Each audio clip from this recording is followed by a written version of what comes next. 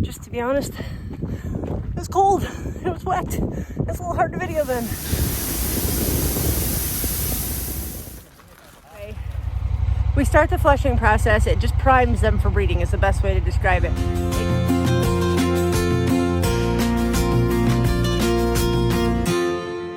Quite the site to drive up to this morning. I'm headed out to Cake Ewes. Gonna start flushing them. They're on the hill behind him. I love bald eagles. Who doesn't love bald eagles? Maybe not so much during lambing. I really don't like golden eagles. Bald eagles, they're so start caking ewes, flushing them, getting them ready. We'll put rams out about the 10th of December. Maybe the 1st, I haven't quite decided. Hey Bonners, you ready for this process? They haven't quite figured out yet that I have grain for them. They will figure it out shortly. Sheep, come on girls. Sheep, sheep, sheep, sheep. Hey Bonners. Oh, you look a little gimpy this morning. You better let me look at you. Sheep, sheep. So we are starting the flushing process. And what that is, hey Bonner lass. Can you see your tail? Oh, Bonner lass. Anyway, we start the flushing process. It just primes them for breeding is the best way to describe it. It gets them ovulating and really ready. Girl, you look a little thin there, sweetie. Anyway, that's what we're doing. They'll get a little extra nutrients to just prime their system and get them ready so they breed up quick. That's kind of always our goal, is to lamb super fast. And honestly, so that everything breeds. We have a pretty good conception rate. The best way to flush too is if they haven't been on real top-notch feed and then you add that top-notch feed. That is the big difference for them. What do you think, girls? What do you think? You ready for some cake? Are you ready? We gotta get bags open first. Love gloves, and I have a love-hate relationship with gloves. Can't get anything open. Hey, that's my rear. You're smelling.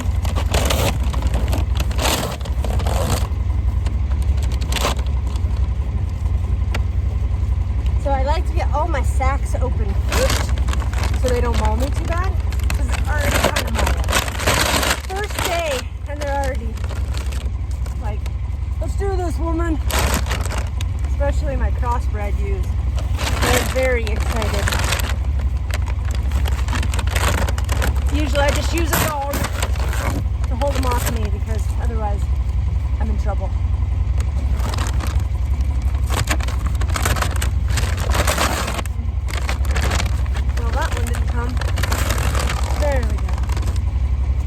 I'm also neurotic about these things. You cannot have these out in the pasture, can you, girls? You get in trouble. Now I can put my gloves on. Now I can put my gloves on. Oh, you got come on. Shoot, shoot! Bonner lass. Let's see what they think. So, this is cake. We actually got it smaller. We like to add extra calcium. We've had hypocalcemia come through. And it is not good, is it, girls? Not good, is it, girls? That's my fingers. That's my fingers. Oh, does not taste good? All right. Kaiser, what do you think? You want to get out and hold them off of me? Okay, that's my glove. That is actually my glove. Settle down. Good girls. Good girls.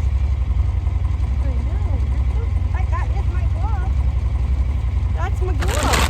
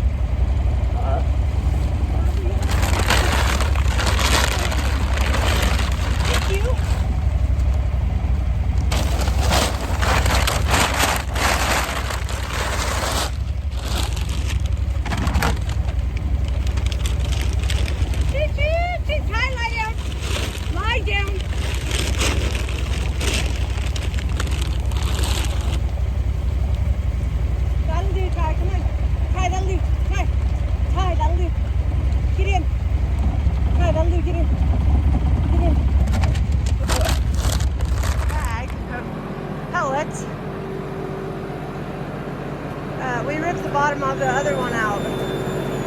And had to pour it from the other one into this one. That was challenging, to say the least.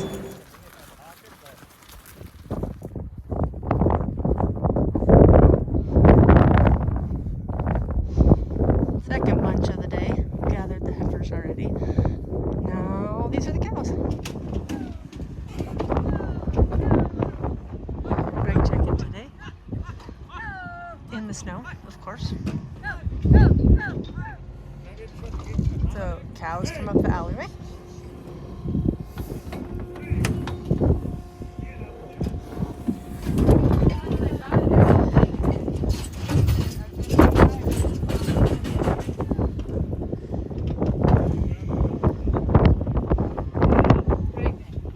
So, been a long day of preg checking.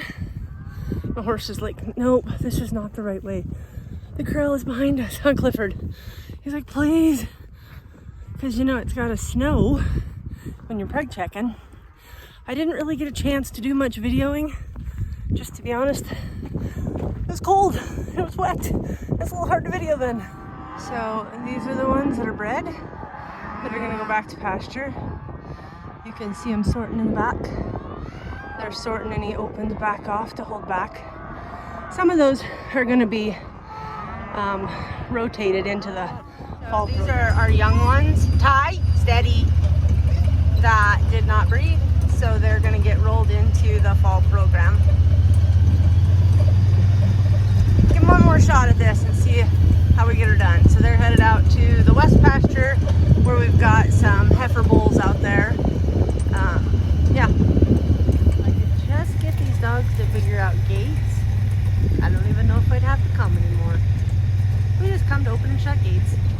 They're just about to water, but I've swapped out and let different dogs work. This one has already worked. She's not happy about being pulled off.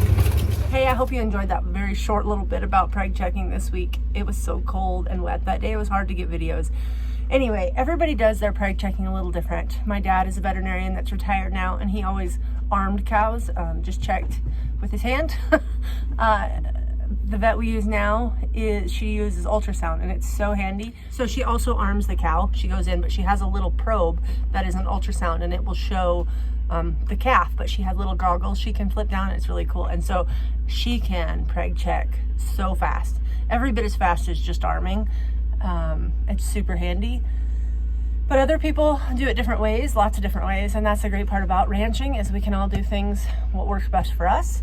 My husband likes to work really fast. He's just one of those, like, he wants to run cows through fast. And so that works really well in our situation. When we preg check, because of our fall program, we will roll things into the fall program, young, like our yearlings that are coming twos coming threes. If they don't breed up, a lot of times 3-year-olds will miss that one. For some reason, 3-year-olds are a lot of times the ones that don't breed back. We will give them one more shot, especially if they had a calf, obviously as a 2-year-old. We will then roll them into the other program and try them again.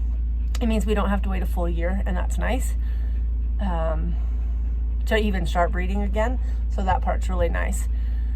So those older cows that come up open, we call those cull cows, and they will go on to a packing plant. And yeah, it's one of the things, even in ranching, those of us who've done it all of our years don't always look forward to. Every now and then, I'm not gonna lie, we'll have one that we've named and is super special or something, but for the most part, you can't do all of it with your heart. You just can't. You lead with your head and use your heart. Dream come true right there. Getting to drive a Purple Pete. We've actually bought him toy Purple Pete's just because he's always talked about it. So the calves are getting moved out to the lot today. We just kind of graduate them up from the corral. We've kind of got all the ball out of them now. They'll come out here and hang out this little bit bigger area for a couple days and get used to coming to feed better. Like, come down, they'll have to come down the lane into the corral to get grain. It gets them used to doing that, and then they'll go to a bigger pasture. And the rams are counting the days till they get to go in with the ewes, trying to keep them out of the ewe lambs on one side and the ewes on the other. Could be challenging. So that butte clear over there, that never point to it, right? Ooh, right there. That's Eagle Nest Butte that you can see from our house. We're just overloading. This is the last load that we're hauling for the tribe, for the buffalo. I don't come every load, but I have to come this load because I need to drive the tractor home. Last load for the tribe to buffalo. Headed home today. This is it. We have lots more hay to haul for other people and ourselves. I mean, we only have like 2,500 bales of our own yet to go, but we're getting there. Most of the calves went in on their own, but a few were, I mean, just when Mike was hollering at them and hearing the grain, but a few were going to need pushed in, I think. Easy on her, Ty. Easy, Ty. Jen, steady. It's a little harder to do when you ended the four-wheeler than you'd think.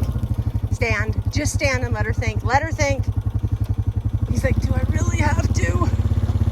Come.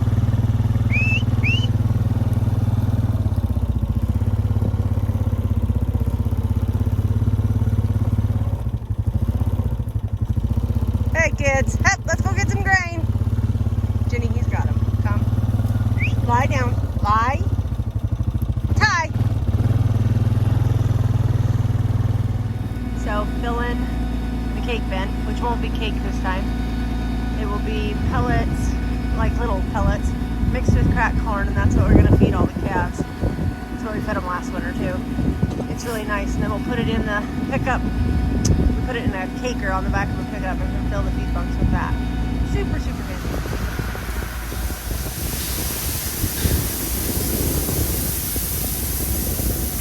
Alright, so I realize this video is a bit of a hodgepodge of, you know, just lots of different things. Hope you enjoyed it. If you did, please, you know, hit like, leave us a comment.